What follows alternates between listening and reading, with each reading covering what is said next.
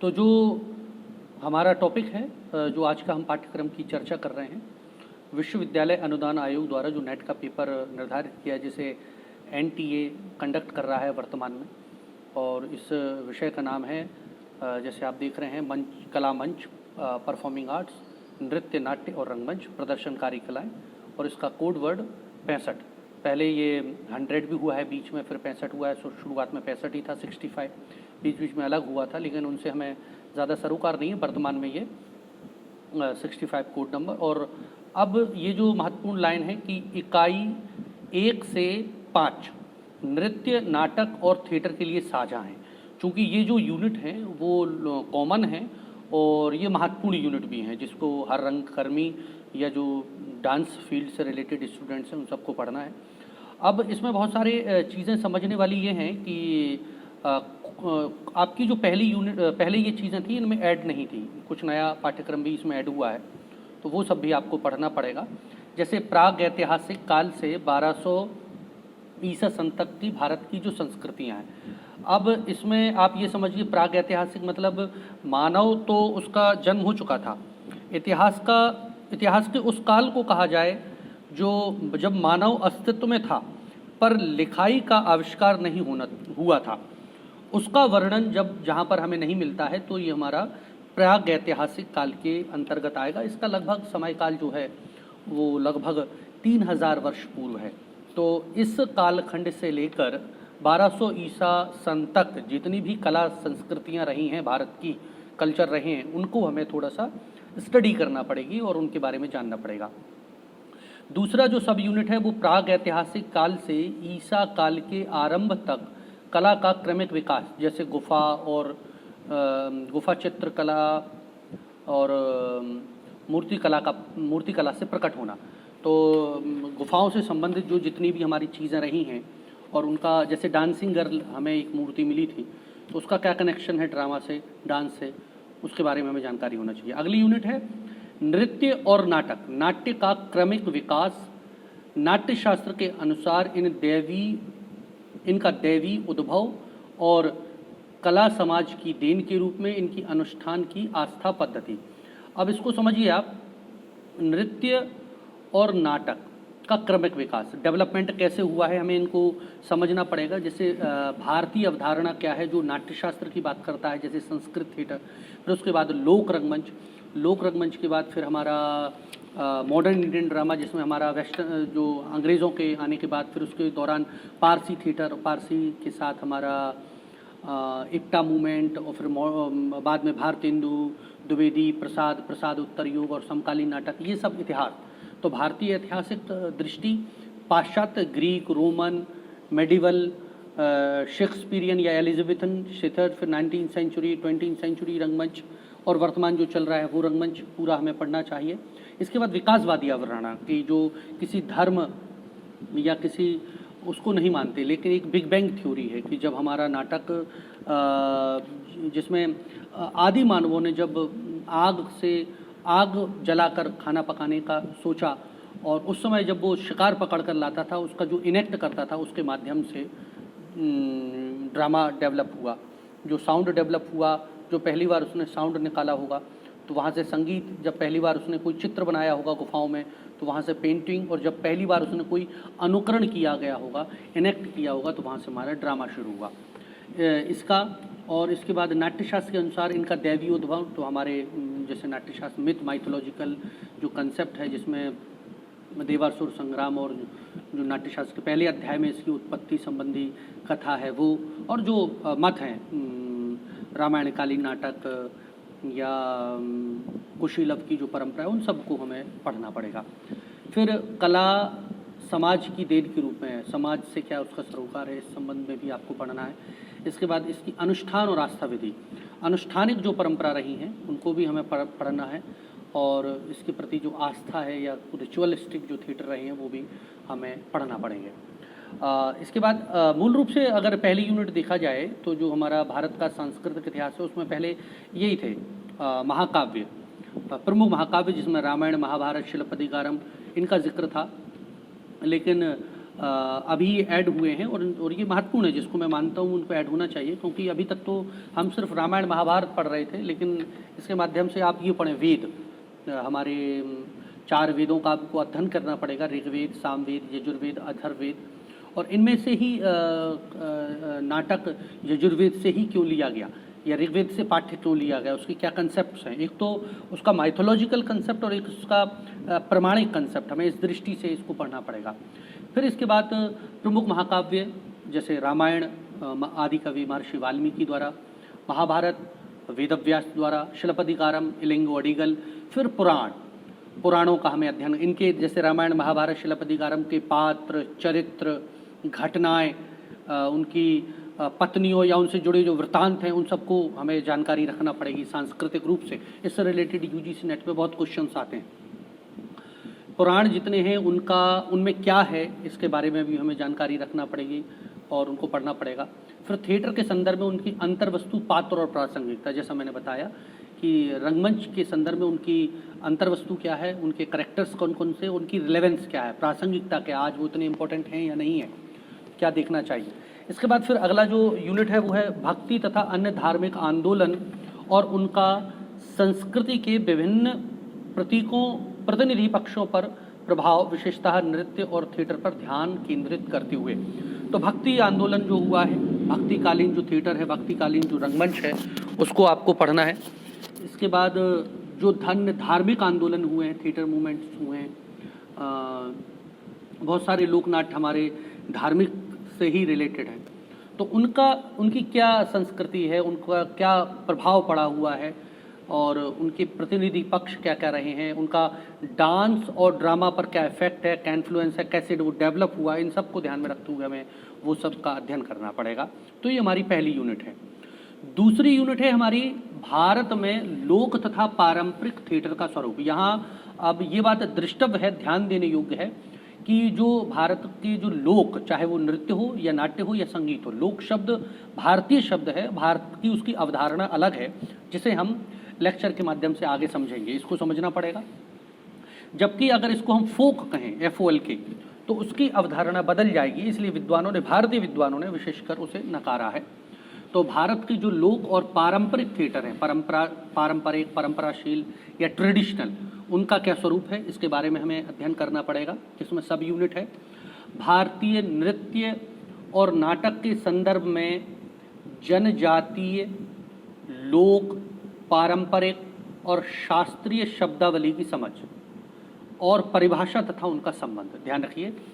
Dance और drama के संदर्भ में जितने भी हमारे ट्राइबल हैं, फोक हैं, ट्राइबल वो अलग है, लोक अलग है, ट्रेडिशनल अलग है, और शास्त्रीय शब्दावली, क्लासिकल उनकी शब्दावली। बहुत सारे लोग कहते हैं कि नौटंकी लोक है, और नौटंकी के जो विद्वान हैं, कलाकार हैं, वो कहते हैं नहीं, वो हमारी शास्त्रीय विधा है, उसका भी एक विधि विधान है, इसकी भी हम चर्चा करेंगे। इनको हमें समझना पड़ेगा, उनकी परिभाषा और उनका इंटर रिलेशन क्या है आपस में, ये हमें देखना पड़ेगा।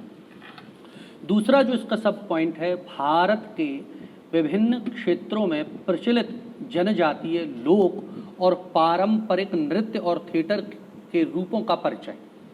अब जितने भी भारत के जो अलग अलग क्षेत्र हैं, रीजन है, उनमें जो प्रचित उनकी जनजातीय हैं, ट्राइबल्स हैं, उनका जो लोक है या पारंपरिक थिएटर की जो फॉर्म फॉर्म है, यात्रा कहाँ है, भवाई कहाँ है, कुडियट्टम कहाँ है, यक्षगान कहाँ है।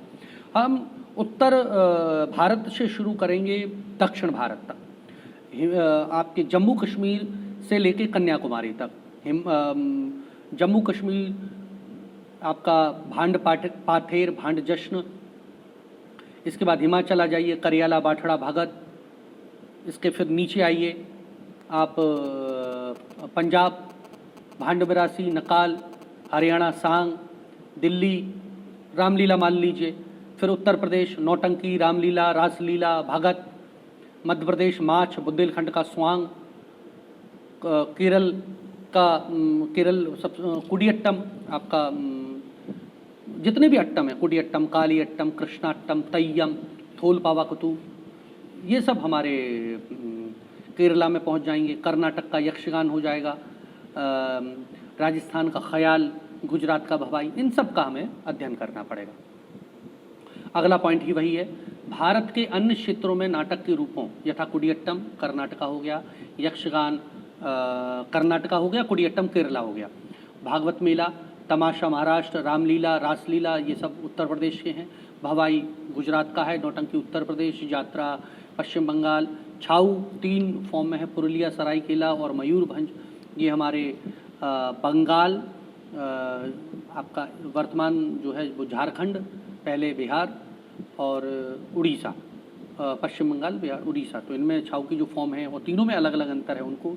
लाई हरोबा है हमारा नॉर्थ ईस्ट का, इसके बाद तेरुकुतु, तैयम, इनका भी अंकिया नाट असम, पांडवानी जो आपका छत्तीसगढ़ का है, चिंडू, भागवत जो भागवत मेला, भागवत गायन उसकी भी फॉर्म, भांड जश्न जो आपके जम्मू कश्मीर या भांड मरासी वही फॉर्म जो नाट्यशास्त्र चली आ रही है, उन सब का हमें इसमें परिचय करना है, उनको समझना है, उनका जानना है। और इसमें मूल रूप से क्वेश्चन उनके आर्टिस्ट, उनके जो फॉर्म्स है उसमें जो एजर्सन और रीज़न में आते हैं वो यही आते हैं कि इस फॉर्म को कहाँ मिलता है, उसका वाद्य यंत्र क्या है, कौन कौन से कलाकार हुए हैं, क्या उसका तौर है, हर क्षेत्र की अपनी अपनी विशेषता है। इन सबको हमें जानना पड़ेगा, पढ़ना पड़ेगा। और इन रूपों में प्रयोग किए जाने वाले संगीत साजों और वेशभूषा के प्रति जागरूकता, तो कुडियट्टम में कैसी वेशभूषा है, कथकली में कैसी वेशभूषा है, यक्षगान में कैसी वेशभूषा है, संगीत कौन कौन से हैं, चेंडे कहाँ बजता है, भोंगल कहाँ है, नौटंकी कहाँ है, अगर नक्कारा नगड़िया नहीं बज रहा है तो वो नौटंकी नहीं है, अगर भोंगल नहीं है तो वो भवाई नहीं है। उसी ढंग से हमें इन के संगीत साजों और वेशभूषा के प्रति भी जागरूकता रखते हुए इनको पढ़ना पड़ेगा। और फिर तीसरी यूनिट इकाई 3 जो सबसे महत्वपूर्ण है, जो डांस वालों के लिए बहुत महत्वपूर्ण है, जो अलग से 5 यूनिट के बाद डिस्कस होगा, उनसे सबसे ज़्यादा पूछा जाता है और हमारे ड्रामा के जो विद्यार्थी हैं उनके लिए भी महत्वपूर्ण है नाट्यशास्त्र। तो नाट्यशास्त्र का ज्ञान और नाट्य तथा नृत्य की संकल्पना का बोध। तो नाट्यशास्त्र क्या है, कब इसकी उत्पत्ति हुई, कैसे लिखा गया, इसका माइथोलॉजिकल कंसेप्ट क्या है, इसका यथार्थवादी दृष्टिकोण क्या है, इन सबको समझना है। नाट्यशास्त्र में क्या क्या है, कितने अध्याय हैं, कितने अंग हैं, इन सब की हम विस्तृत जानकारी करेंगे। जो मेरी पहली पुस्तक है वो इसी टॉपिक पर ही है। फिर इसके बाद एकादश संग्रह के 11 पक्षों यथा अभिनय, धर्मी, वृत्ति, प्रवृत्ति, आतोद्य और सामान्य और चित्र अभिनय से संबंधित अध्यायों का अध्ययन। मूल रूप से जो मैंने किताब का नाम रखा वह ये रखा 11 नाट्य संग्रह या एकादश संग्रह। तो इसमें रसा भावा अभिनया धर्मी वृत्ति प्रवृत्ति ही सिद्धि स्वरस्तात्तोद्यम गानम रंगस्य संग्रह, अर्थात रस भाव अभिनय धर्मी वृत्ति प्रवृत्ति आतोद गान रंगमंडप स्वर और सिद्धि, तो इनका हमें अध्ययन करना पड़ेगा। और इससे रिलेटेड बहुत पूछा जाता है। भाष्यकार जो हैं उन्होंने भी बहुत पूछा जाता है, उनकी टीकाओं से संबंध पूछते हैं, उनके अंदर क्या है वो भी सब बहुत पूछते हैं। इसके बाद अगला है हमारा दशरूपक विधान। दशरूपक नाटकम सप्रकरणम भाणः प्रहसनम दिमा व्यायोग समवकारो वीथ्यंगा मृगायति। नाटक, प्रकरण, भाण, प्रहसन, डिम, व्यायोग, समवकार, वीथी, अंक और इयमृग, इन सब का वर्णन हमें इसमें पढ़ेंगे, जो नृत्य और नाटक के लिए बहुत महत्वपूर्ण है। और हमारे धनंजय जो टीकाकार हैं, नाट्यशास्त्र के भाष्यकार हैं, उन्होंने लिखा है, इस पर हमें चर्चा करना पड़ेगी। दशरूपक मतलब नाटक के 10 रूप, हर चीज़ को वो नाटक नहीं कहते हैं। तो अवस्था अनुकृति, इसको हम डिटेल में अपने जब हम चैप्टर वाइज डिस्कस करेंगे तब आपको समझाएंगे। तो मूल रूप से ये स्क्रिप्ट राइटिंग से रिलेटेड है, बस आप इतना समझ लीजिए, हम इसको पढ़ेंगे। इसके बाद है नाट्यगृह और रंगमंच, बहुत महत्वपूर्ण टॉपिक है। नाट्यगृह या रंगमंडप, जिसे विकृष्ट, चतुरश और त्रयश जो संकल्पना है, जो हमारे देवासुर संग्राम जो युद्ध हुआ नाट्यशास्त्र के अनुसार, उसके बाद जो हमारे विश्वकर्मा जी हैं उन्होंने इसका निर्माण किया था, तो उनसे संबंधित ये विषय है, जिसमें उसकी संरचना, प्रकार और विभिन्न तत्व उनको लेकर हम समझेंगे, क्या उसका फॉर्मेट है, उसका डायमेंशन क्या है, उसका सब सारे विधान समझेंगे। फिर इसके बाद इसी टॉपिक में है नाट्यशास्त्र के में पूर्व रंग विधि। पूर्व रंग के 19 चरण होते हैं और पर्दे के पीछे होते हैं 10 चरण, फिर पर्दे के आगे होते हैं चरण, उन सब का अध्ययन, आरंभ, आश्रावणा, इस टाइप के जो चरण है वो सब हमें उसका अध्ययन करना पड़ेगा। पूर्व रंग मूल रूप से वही है कि नाटक की निर्विघ्न समाप्ति के लिए जो अनुष्ठान किया जाता है, जो पूजा पाठ की जाती है, वो हमारे पूर्व रंग के चरण कहलाते हैं। और इसके बाद अन्य मंच परंपराएं तथा कक्षा विभाग, इस सब का भी हमें अध्ययन करना है इस यूनिट के अंतर्गत। फिर चौथी यूनिट सबसे महत्वपूर्ण आ जाती है कला और सौंदर्य। इसमें एस्थेटिक है। अब एस्थेटिक एक तो कला, आर्ट की परिभाषा, अब नाट्यशास्त्र और भारतीय दृष्टिकोण से समझे तो का अर्थ होता है सुख और ला का अर्थ होता है देना। तो कला का अभिप्राय है सुख देना, अर्थात आनंद की जो अनुभूति है वही कला है। लेकिन जो सौंदर्य है ये भारतीय कंसेप्ट नहीं है, वेस्टर्न कंसेप्ट है। वेस्टर्न कंसेप्ट में एस्थेटिक शब्द आया जिसको हिंदी में हमने सौंदर्य रूप में आया। तो कहते हैं कि कोई सी चीज़ का हम मूल्यांकन करें किसी भी कला का तो वो सौंदर्य कैसे लगे, उसका ब्यूटिफिकेशन का कंसेप्ट क्या है। तो हर आर्ट का जो फॉर्मेट है उस हिसाब से उसका सौंदर्य का सिद्धांत अलग अलग होगा। मूल रूप से हम नाट्यशास्त्र और भारतीय जो संस्कृत नाटक हैं उनका सौंदर्य दर्शन रसानुभूति है। इसी तरह से अगर हम ग्रीक नाटकों का कंसेप्ट करें तो उसमें ट्रेजेडी है, कथारसिस है, तो वो हमारे सौंदर्य की अभिव्यक्ति का। तो इसमें हम पढ़ेंगे भरत का रससूत्र जो मूल रूप से सौंदर्य का सिद्धांत है। फिर रससूत्र के व्याख्याकार हैं जैसे भट्ट लोलट हैं, शंकुक हैं, भट्ट नायक हैं, अभिनव गुप्त हैं, ये भाष्यकार हैं जो रस पर टीकाएँ जिन्होंने लिखी है, इनका हमें अध्ययन करना है। फिर रस और इनके मूल तत्व तथा यथा स्थायी संचारी सात्विक और उनके तदनुरूप विभाव और अनुभव का। तो मूल रूप से जो हमारे भरत मुनि साहब हैं उन्होंने रस की जो परिभाषा दी है और रस कैसे बनता है, भाव विभानुभाव व्यविचारी संयोगाद रसा निष्पत्ति, उन सब का ये वर्णन है। इन सबको आपको हमें पढ़ना है, इनका अध्ययन करना है। इसके बाद अन्य जो भाष्यकार हैं उन्होंने रस की परिभाषा अलग दी है, रस को अलग दृष्टि से देखा है, तो उसकी भी हमें यहाँ पर चर्चा करते हुए उसका अध्ययन करना पड़ेगा। फिर इसके बाद अगली सब यूनिट है कला की परिभाषा, प्रयोजन और तत्व। जैसा मैंने कहा आर्ट की अलग अलग परिभाषा है, अलग अलग विद्वानों ने कलाओं की अलग अलग परिभाषा दी है। नाट्यशास्त्र की दृष्टि से अलग है, वेस्टर्न कंसेप्ट में अलग है, उसकी परिभाषा, उसका उद्देश्य क्या है, उसके एलिमेंट्स कौन कौन से हैं, इनको भी हमें पढ़ना चाहिए, पढ़ना पड़ेगा। फिर अगली यूनिट है प्रदर्शन परफॉर्मेंस, अध्ययन और कला के महत्वपूर्ण सिद्धांतों का परिचय। विभिन्न पाश्चात्य दार्शनिकों का प्रतिपादित अनुकरण, विरेचन, वही कंसेप्ट आ गए। कल्पना, इमेजिनेशन, सौंदर्य के रूप में, संप्रेषण के रूप में, उपयोगिता के रूप में कला का परिचय। अलग अलग विद्वानों ने कला का अलग अलग कंसेप्ट दिया है। कोई कहता है theatre is a copy of life, जीवन का अनुकरण कला है ना। विरेचन का कंसेप्ट है, एक एलिनेशन का कंसेप्ट है जो बर्टोल्ट ब्रेख्ट देते हैं, इमेजिनेशन का कंसेप्ट देते हैं। इसके बाद आर्ट इज द या acting is the medium of communication, जो अभिनय है वो संप्रेषण का माध्यम है। तो अलग अलग विद्वानों ने, या कोई कहता है एक शिक्षण का माध्यम है, कोई कहता है मनोरंजन का माध्यम है, उन सब को दृष्टि में रखते हुए कला के अलग अलग स्वरूप हैं, उन सब की हमें चर्चा करनी पड़ेगी, करना चाहिए और उनका अध्ययन करना चाहिए कि किस विद्वान के मतानुसार वो आर्ट को किस ढंग से देख रहा है। हमारी अगली इकाई है जो कॉमन है डांस और ड्रामा के लिए, अब ये सबको पढ़ना है। पूर्वी और दक्षिणी एशियाई देशों के नृत्य और थिएटर, जो हमारे पूर्व है और जो हमारा दक्षिण है एशिया का, एशियन कंट्रीज़ हैं, उनका डांस और ड्रामा कौन कौन से हैं। अब पूर्वी एशियाई की तरफ अगर जाइए तो चीन है, जापान है, कोरिया है, इनका क्या डांस फॉर्म्स हैं, इनकी कौन सी ड्रामेटिक फॉर्म है ना। चीन का जैसे पीकिंग ओपेरा डांस का, जापान का आपका काबुकी नो हो है ना, कोरिया का जो भी हो उसको आपको पढ़ना, हमको पढ़ना पड़ेगा। उसी तरह से यहाँ की जो डांस फॉर्म है उनको हमें पढ़ना है, उसमें डांस ड्रामा है वो भी पढ़ना है। फिर दक्षिण एशियाई, इसमें बांग्लादेश, पाकिस्तान और श्रीलंका, उनके डांस और जो ड्रामा है उनको पढ़ना है।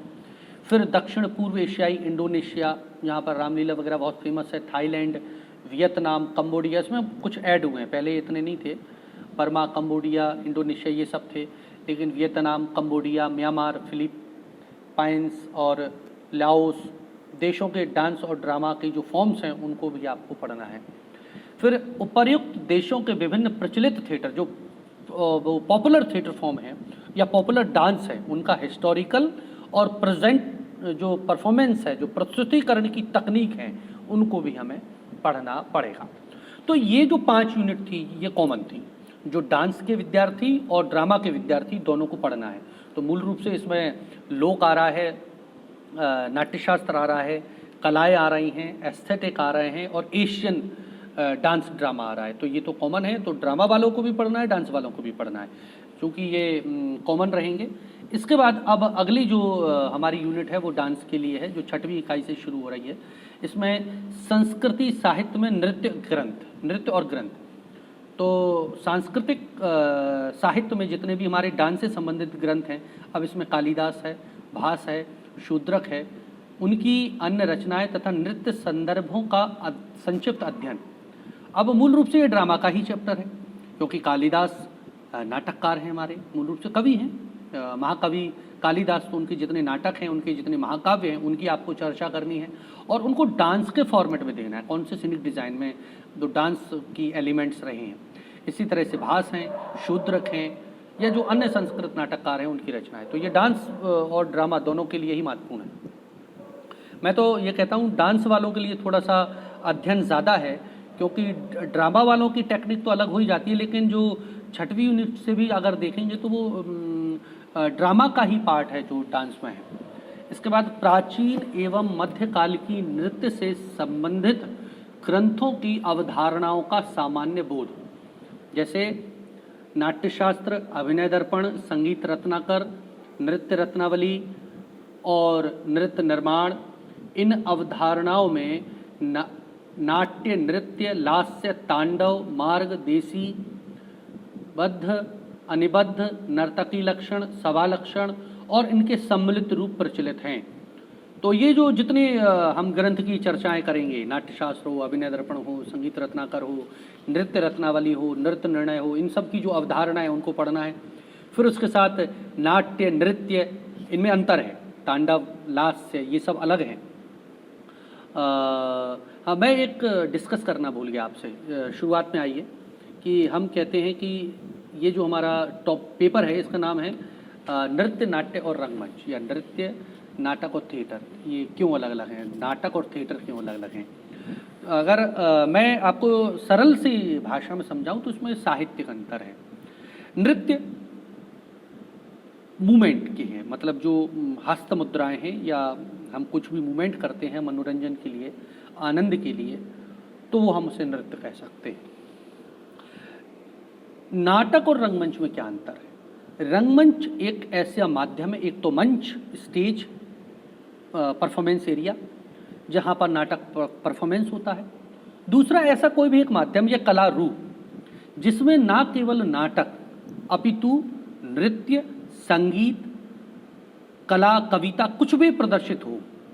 मतलब रंगमंच पर आप संगीत का, नृत्य का, नाटक का, कहानी का, कविता का, उपन्यास का, रिपोर्टाज का, मार्शल आर्ट फॉर्म, कुछ भी आप प्रस्तुत कर सकते हो।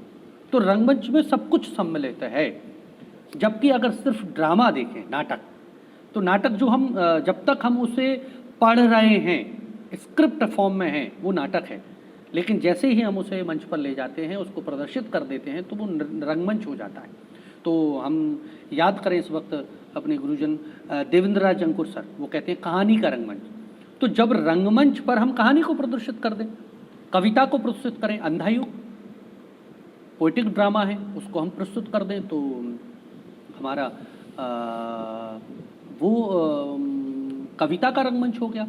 उसी तरह से कहानी, कविता, रिपोर्टाज, संस्मरण, यात्रा वृत्तांत, कुछ भी जो आप मंच पर प्रस्तुत कर रहे हैं तो वो रंगमंच है। इसीलिए इस टॉपिक को अलग से कहा गया है, एक तो डांस, एक ड्रामा। अब ड्रामा को समझिए। ड्रामा क्या है?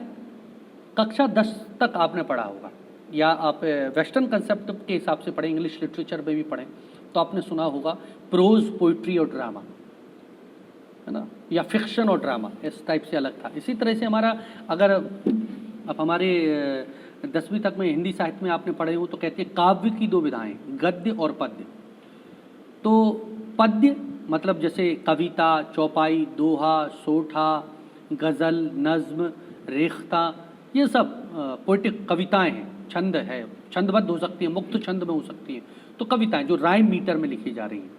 और गद्य जो राइम मीटर में नहीं है, फ्री वर्स में, उनमें राइम मीटर होगी लेकिन इनडायरेक्ट होगी, डायरेक्ट नहीं होगी। आजकल तो बहुत एक्सपेरिमेंट हो रहे हैं, उनकी बात नहीं करेंगे, चंपू काव्य की बात नहीं करेंगे, लेकिन सामान्य जनरल अध्ययन करें। तो पद्य मतलब जिसमें तुकबंदी है, राइम मीटर है। गद्य बसुड़ा जिसमें तुकबंदी नहीं है। तो नाटक गद्य की एक विधा है। गद्य की बहुत सारी विधाएं होंगी, कहानी, उपन्यास, रिपोर्टाज, संस्मरण, यात्रा वृत्तांत, एकांकी, नाटक, उनमें एक नाटक विधा है। तो नाटक, हिंदी का नाटक, उर्दू का नाटक, संस्कृत का नाटक, बुंदेली का नाटक, जितनी भाषाएं हैं हिंदुस्तान की, जितनी भाषाएं, उनका अपना एक ड्रामा है, उनका अपना एक नाटक है। वर्ल्ड में जितनी भाषाएं हैं, विश्व में जितनी चीज़ें हैं, उन सब का नाटक है, उन सब की भाषाओं का नाटक। तो नाटक स्क्रिप्ट फॉर्म है और रंगमंच हम उसको जो परफॉर्मेंस करते हैं, प्रदर्शनकारी। तो इसको समझना जरूर था, इसलिए मैंने ये किया। इसके बाद इसमें आपको तांडव, जो छठी यूनिट है हमारी, ये कैच है डांस के लिए। तो पादों, हस्तों, चारी, मंडल, करण, अंग, उपांग, जो प्रत्यांग, इन सब का हमें अध्ययन करना है। इसके बाद अगली यूनिट है अभिनय दर्पण के विस्तृत अध्ययन के साथ साथ अन्य क्षेत्रों, रूपों की प्रस्तावना के रूप में हस्त लक्षण, दीपिका, बलराम भरतम, अभिनय चंद्रिका, श्री हस्त मुक्तावली तथा अन्य विशिष्ट ग्रंथों का परिचय। ये जितने भी ग्रंथ हैं जो आपके नृत्य से संबंधित हैं, उनको भी आपको पढ़ना है, उनके बारे में जानना है। फिर भारत के नाट्यशास्त्र, शारदा तनय के भाव प्रकाशन, ये सब ग्रंथाचार्य हैं, भाष्यकार हैं, जिन्होंने टीकाएँ लिखी हैं। भानुदत्त की रसमंजरी और अकबर शाह की श्रृंगार मंजरी के अनुसार नायक नायिकाओं का भेद। अब नायक नायिका के भी नाट्यशास्त्र के अनुसार अलग हैं।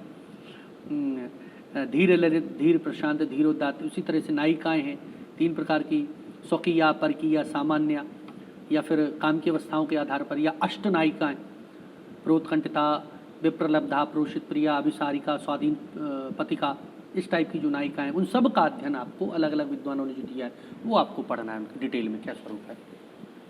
फिर भारत के शास्त्रीय नृत्य, क्लासिकल डांस कौन कौन से हैं? पहले 6 थे, आज 8 हो गए हैं। और भी कोई हो या बड़े घटे हों तो उनकी भी हमें जानकारी रखनी चाहिए। भारतीय शास्त्रीय नृत्य का उद्भव इतिहास, उसका ओरिजिन कैसी हुआ, उसकी हिस्ट्री क्या है, ये सब। फिर इसके बाद भरतनाट्यम, कथक, भरतनाट्यम में क्या है वो सब जानकारी, कथक, कथकली, कुचिपुड़ी, मणिपुरी, मोहिनी अट्टम, ओडिसी, सत्रिय का क्रमिक विकास, तकनीक, सत्रिय, वेशभूषा, संगीत, गुरु और अगुरु, ये सब हमें प्रत्येक डांस के हिसाब से पढ़ना। हर डांस का हमें उसकी टेक्निक है, उसका डेवलपमेंट कैसे हुआ, उसका टेक्निकल कंसेप्ट क्या है, उसकी कॉस्ट्यूम वेशभूषा क्या है, मेकअप का कंसेप्ट क्या है, उसका म्यूजिक क्या रहता है, उनके कौन कौन से गुरु हुए हैं और कौन कौन से ऐसे कलाकार हुए हैं जिन्होंने उस डांस विधा को बहुत ज़्यादा पुष्पित और पल्लवित किया है, बहुत ज़्यादा उसको बढ़ाया है, उनका बहुत ज़्यादा योगदान रहा है। और महत्वपूर्ण क्वेश्चन आते हैं अवार्ड से संबंधित। संगीत नाटक अकादमी, पद्मश्री, पद्म भूषण, पद्म विभूषण, भारत रत्न किन किन कलाकारों को मिला है, उन सब की सूची किस सन में मिला है, और समकालीन जो रहे इससे संबंधित तो आता ही है, या किसका देहावसान हुआ है ना, या किसने नई महत्वपूर्ण भूमिका निभाई, इन सब का सामान्य अध्ययन आपको रखना पड़ेगा। इसके बाद हिंदुस्तानी और कर्नाटक संगीत परंपरा की प्रमुख तालों की सामान्य समझ। अब आपको ये ध्यान रखना है, हिंदुस्तानी संगीत जो उत्तर भारत का है और दक्षिण भारत का जो है वो कर्नाटक या कर्नाटिक, कुछ भी बोलते हैं, बहुत सारे विद्वान अलग अलग बोलते हैं, उनकी क्या ताल पद्धतियाँ हैं। मूल रूप से वहाँ पर श्रुतियों का प्रयोग ज़्यादा है और यहाँ पर स्वर स्थिर लगते हैं। और भी परंपरा है जिसको आपको समझना है और प्रायोगिक रूप में भी आप समझें। इसके बाद ताल के बाद अगला जो पॉइंट है स्वरकार, वाग्यकार, उनकी रचनाएं, जिसमें जयदेव का गीत गोविंद है, या नारायण तीर्थ, सूरदास, मीराबाई, तुलसीदास, वड़माली दास, क्षेत्रज्ञ, श्रीमंत शंकर देव, गोविंदास, विद्यापति तथा अन्य सम्मिलित का जो संक्षिप्त अध्ययन है वो आप सबको करना है। शास्त्रीय नृत्य के पुनः प्रवर्तन, दोबारा से इसको रिवाइव किया, क्लासिकल डांस को, उनमें किस किस का योगदान है वो सब हमको पढ़ना है। जैसे इसके पुनः प्रवर्तन और पुनरुत्थान में रविन्द्रनाथ टैगोर, रुक्मणी देवी अरुंडेल, बल्ला तोल, नारायण मीरन, मैडम मेनका, इनकी भूमिका जो है उनका अध्ययन हमें करना है, इसको आपको देखना है। इसके बाद स्वतंत्र भारत में भारतीय शास्त्रीय नृत्य, भारत के प्रमुख गुरुओं, अभिनयकर्ताओं के जीवन के कार्य तथा महत्वपूर्ण संस्थानों का विहंगम अध्ययन।